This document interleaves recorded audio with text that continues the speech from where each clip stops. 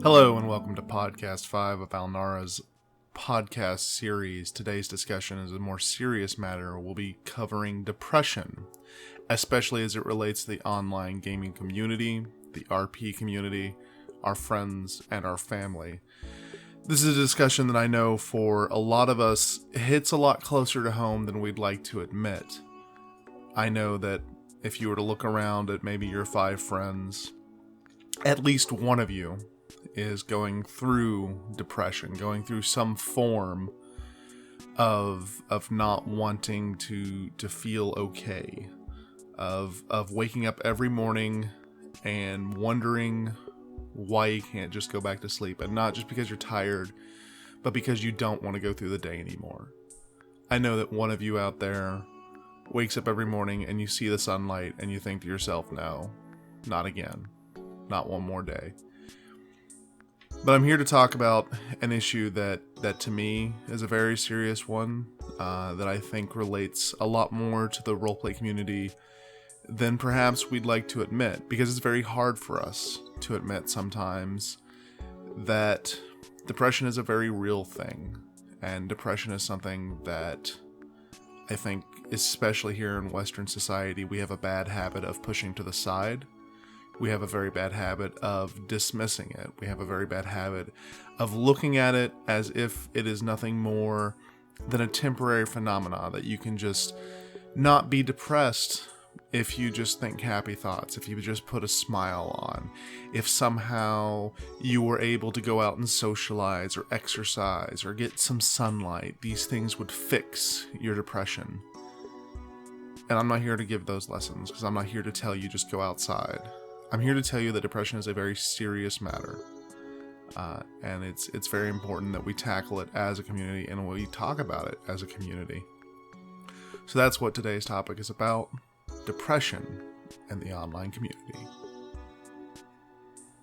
It can be very difficult to talk about an MMO community without talking about one of its most important aspects. One of the aspects I think a lot of us forget, and that is that for a lot of us, an MMO is not just a game that we log on to have a little bit of fun. It's not just another Final Fantasy Tactics clone. It's not just another Age of Empires. It's a lot more than that to a great many of us. You log on to WoW not just so you can go and get Hellfire Citadel down. You go down, you log on to WoW so you can do more than just the Halloween stuff. For a lot of World of Warcraft players, for a lot of Final Fantasy 14 players, for a lot of Guild Wars, for a lot of WildStar players, there's so much more to the game than that, and that's this social aspect.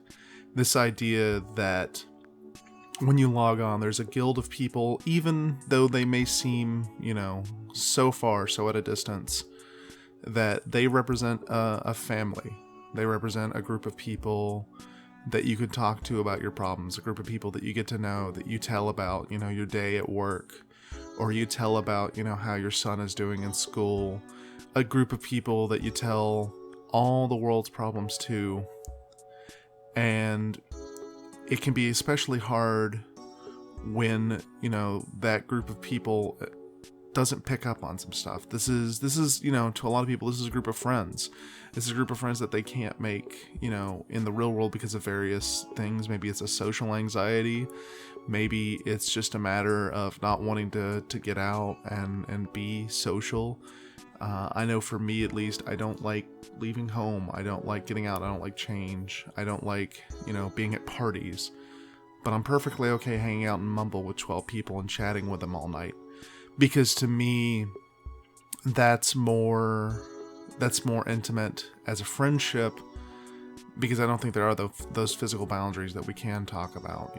That there is no having to look someone in the eye and explain to them, hey, things are good or things are bad. It's just a little text message or a little speech over Mumble, and somehow that makes things easier for a lot of people. But, and this is an important thing, is we have to remember that at the other end of that microphone, at the other end of that text bubble, there are real people.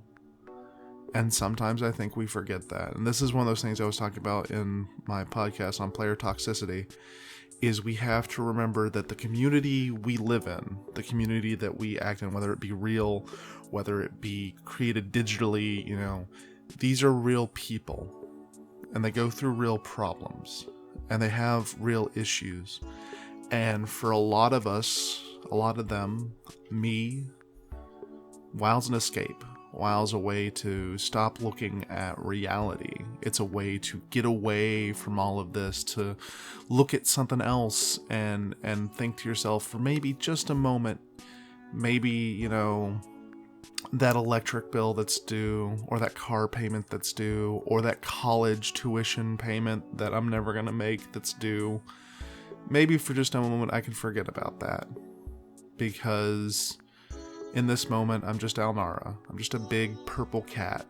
And, sure, I'm not really a purple cat. I'm a guy sitting behind a keyboard, typing. But in that moment, I can forget. I can escape this reality. And for a lot of us, that's what we're looking for. It's just an outlet to just get away. And there's dangers of that. I'm not going to be, I'm not going to sit here and say that escapism is a healthy solution to any problem.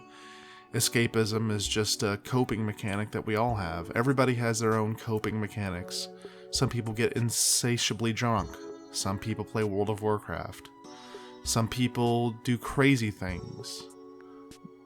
It's what we do. It's how we cope from day to day.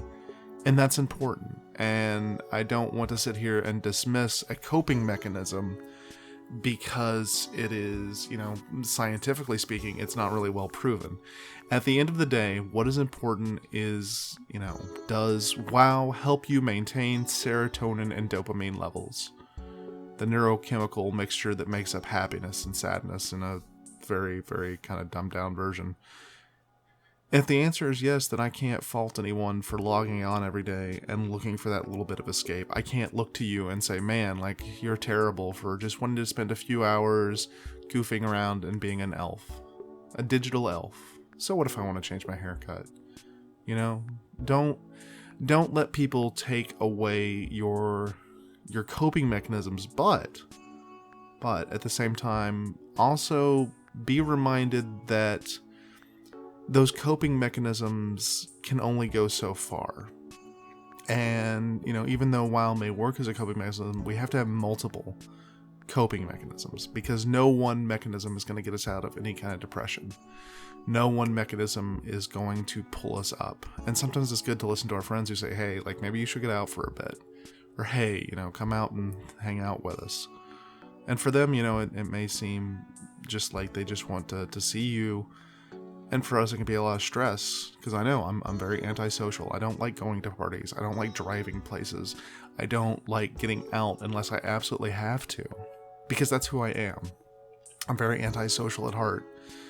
And WoW provides me an outlet to feel social, but I have to remind myself that that's not the only kind of social interaction that I can have. I have to have more social interaction than that. I have to pull myself away from WoW. And as I say, go outside, see the sunshine, walk a bit. With depression, there can be good days and bad. And I think it's important to understand that sometimes you can wake up in the morning and you can feel fine and the neurochemistry can be there and you can walk about your day. And sometimes that neurochemistry can shift and you just want to spend a few hours crying alone in bed because that's the only thing that makes sense. Maybe it's some tiny thing. It doesn't have to be a huge thing. It doesn't have to be a death in the family. It doesn't have to be, getting fired at work. Sometimes it can be something as stupid as I couldn't tie my shoes right. And your brain just wraps around that and magnifies it and turns it into what should just be a trivial thing, which should just be, oh, I can't tie my shoes today. It turns that into, you are a failure. You are terrible. You can't do anything. It eats that. It builds up inside of us. And for those with depression, we have to learn that sometimes when we're sad, it's not because anything bad's happened. It's just because our brain has kicked over to this very kind of emotionally troubled state where it goes, oh, you are sad. Your neurochemistry says that right now you are a sad person and you have to deal with that. And it's very hard. It's very hard to face that every single day. It can get exhausting to just wake up and know that at any moment your brain could just go, it's time for you to be sad and cry. Don't make sense of it. Just kind of roll with the punches. And when bad things happen, it can get magnified. And suddenly, what should just be a moment of grieving for someone can be turned into a month of hell.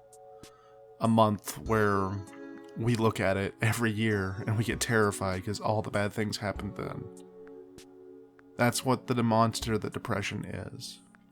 And Western society is very bad about not looking at depression maybe like we should. It's taking a lot for us as mental health care professionals, to look at depression and go, this is just as bad, if not worse, than some of the most, the most terrible physical disabilities.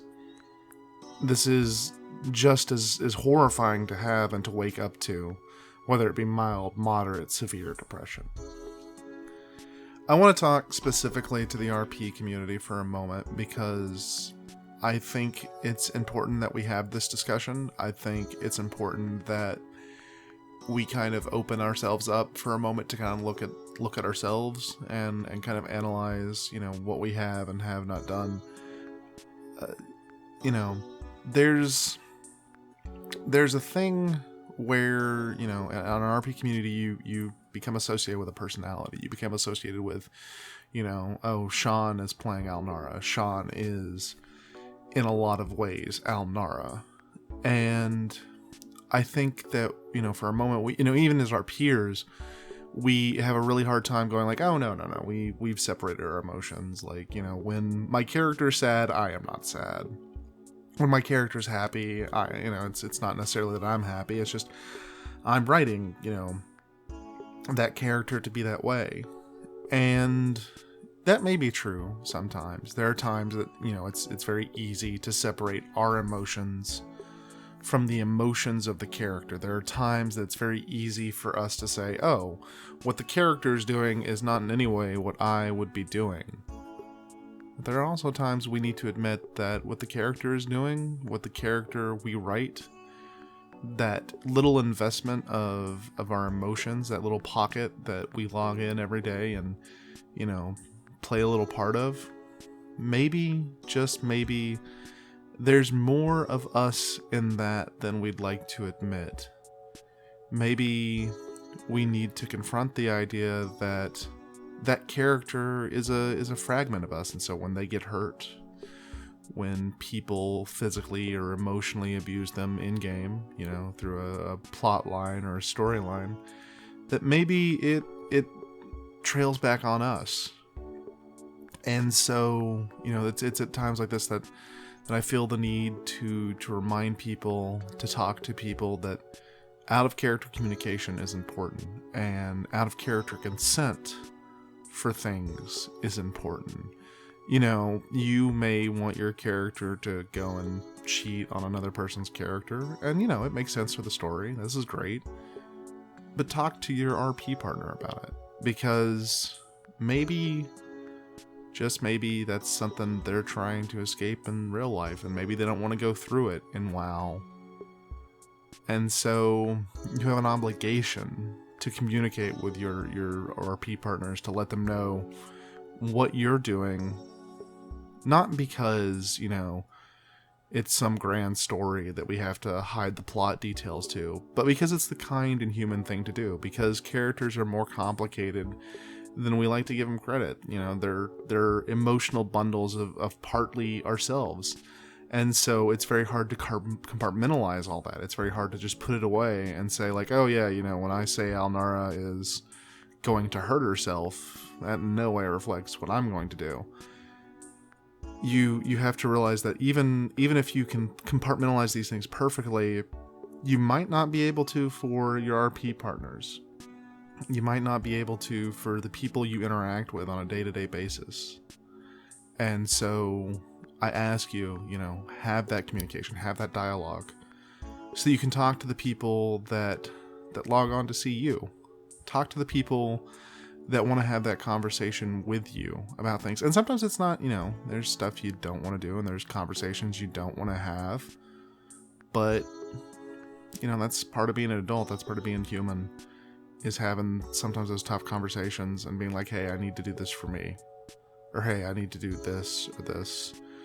It's, communication, and this is hard, I know, because I say, oh, well, you talk to someone, and that can be a lot harder than it seems. It can be really difficult to just say to someone, hey, like, I don't want to play this character anymore. I know that's going to affect you. I'm sorry. But we need to do that so that they can move on and do whatever they need to do.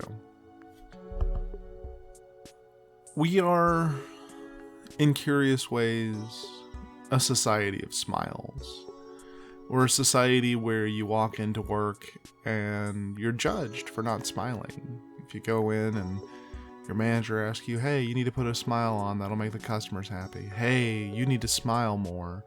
Why aren't you smiling? We're a society, especially in Western culture and Western ideologues, that this notion that outside of our personal lives, we need to be happy. That we need to be okay at all times. And that's not actually a great mentality. It's a very scary mentality. Because sometimes you're not okay. And it's okay to not be okay. I have people that will tell me, like, it's very hard to go out and deal with people because they're always like, hey, you just need to cheer up because you're bringing me down. Screw them, okay? Look, you can be unhappy. It is a human emotion just like happiness. In fact, if people didn't cry, I'd be more worried.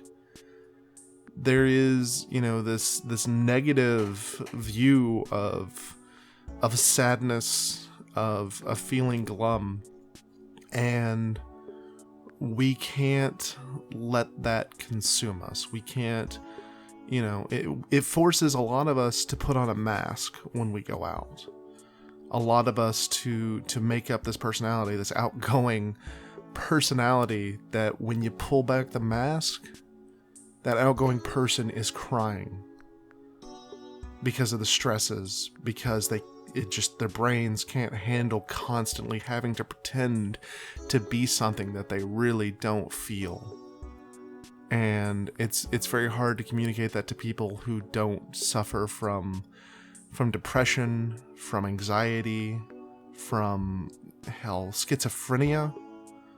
It's very hard to communicate that this mask, this personality that they've all gotten to know, isn't real, isn't who you are.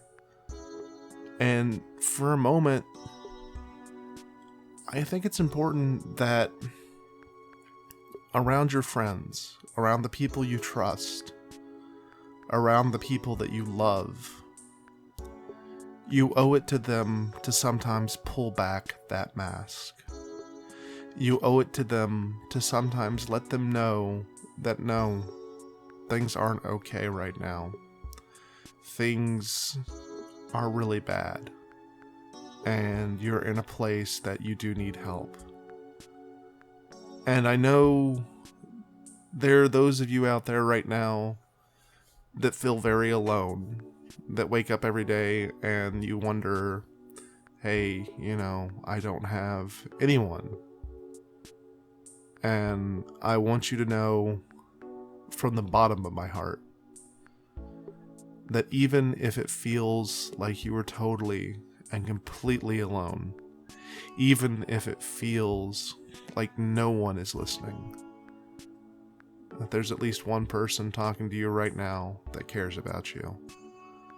And in those moments where we make decisions that affect those around us, those decisions that you can never take back, we sometimes forget that there are those who would be sad without us around. 4 years ago, I was in college. I was, I guess, a junior. I was close to getting my bachelor's. And everything was going well. My grades were decent. Everything was okay. But I didn't feel good in the head. And so I got very close to making a very bad decision. You look at the buses passing down the street and you think to yourself, I could just throw myself in front of one of those. No one would know. No one would understand, but that's, in that moment, that decision, no one can interpret the why. And this is a question that everybody asks. Why would they do it? Why would they do such a thing? No one can answer that question except the person who did it. And more importantly than that, maybe even they don't know. Because that decision is so incomprehensibly strange. Because in that moment, you aren't thinking about the world around you. You are thinking about the release, about getting rid of the pain. Because every morning you wake up and you cry and you're sad and you're miserable. And you think for 1 second only, that maybe it could all end and then it could be okay. And then it's gone. And those moments come and go. And you have to learn to live with that kind of horror where your brain is throwing you out in front of buses. Where when you look at the kitchen cabinet and find the bottle of pills, you think to yourself, boy, if I just took a few of these, maybe some more, maybe all of them, maybe then the pain would stop because I wouldn't wake back up and I wouldn't have to face the consequences of these actions. That's a scary place to be. But I'm here to tell you the most important thing, the scary thing, is that when you get to that point, when you start feeling as if there is no return, as if the only way out is to stop, that maybe, just maybe, the key is to scream out. Because I promise you there are those listening. And they can't fix the problems. I know that. You know that. No one's got the magic button that makes the pain go away. No one can make the world, a less evil place than it is. But we can help. We can reach out to people.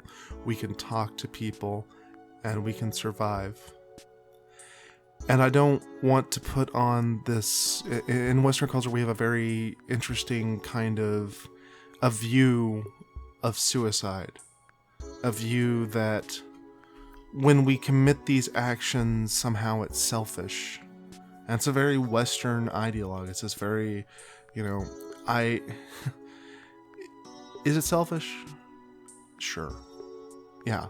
It's also, an end to that pain and an end to that suffering. And I don't want to judge people who make that choice, but I want to remind you there are those out there who wake up every morning hoping to see you again, hoping to hear your voice again. And so when you make that choice, you hurt them. And so at the end of the day, you have to weigh that choice of, is the pain that I'm going through worth the pain of others? And in those moments, I know how easy it is to make that balance. I know how easy it is to go, no, it's not worth the pain I'm going through. But I will ask you to do something important. Take 48 hours before you ever make a choice like that. Let someone know. Talk to someone. If you feel like you are on that edge, call an emergency service. I know it may not seem like it's really their cup of tea, but they're trained to handle these situations. They are trained to come in and talk to you. It's not great. We have a medical system that really doesn't do an amazing job with mental health, but they are going to try their hardest, I promise you. They're there to save lives. That's what their job is. They wake up every day and they try to save as many lives as possible. And if that's from a gunshot wound, a stabbing, or even a thought in our heads that maybe, just maybe, the world doesn't need us anymore, they're trained to try and help. There's a system out there, and I know it's terrifying, because when you look at the pill bottle that says citalopram and you think to yourself, man, it's just an anti-anxiety drug, but what if it's taking part of me away? What if I'm somehow becoming less of a human being because I'm taking these pills? You're not. I know it's scary, but these things, it's not the best. I will admit, and I will tell you that maybe the medicine isn't, there isn't always the best solution, and it takes a bit of trial, and it takes a bit of error, but we are working to find solutions to this. Right now, among people ages 15 to 25, 1/4 of all deaths are contributed to suicide. And I don't want to say we've got people that commit suicide, because that implies that it's a crime. And it was decriminalized in the United States 30 years ago, 40 years ago. It's not a crime. It's an action. And it's a medical and health problem that we need to face and need to be able to look at and help ourselves deal with. There are answers, and they're scary, and they're miserable, and hell, sometimes they're expensive. But, therapists, medicine, they are out there. And I know right now it seems like maybe admitting defeat, maybe giving up a part of yourself, but these answers are out there for you. These answers are available for you, and if nothing else, please contact me. If you just need someone to talk to, someone to yell at about how miserable things are, I'm right here, and I'll listen. It's one of the few things I'd like to think I'm good at, is listening. And maybe offering a bit of advice to get through the day. But you are loved. I promise you that. You are loved. By me, by others, and we're not going to let you go.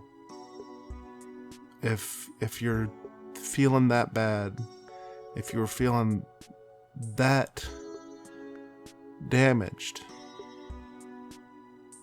it's okay. Reach out, call me at work, talk to me. Hell, I got a minimum wage job watching cameras. I'd much rather talk to you that night and make sure you're okay, because to me that's a far more important job than what I'll ever do. Because I want people to survive. I want people to live through this disease, this monster that we all face.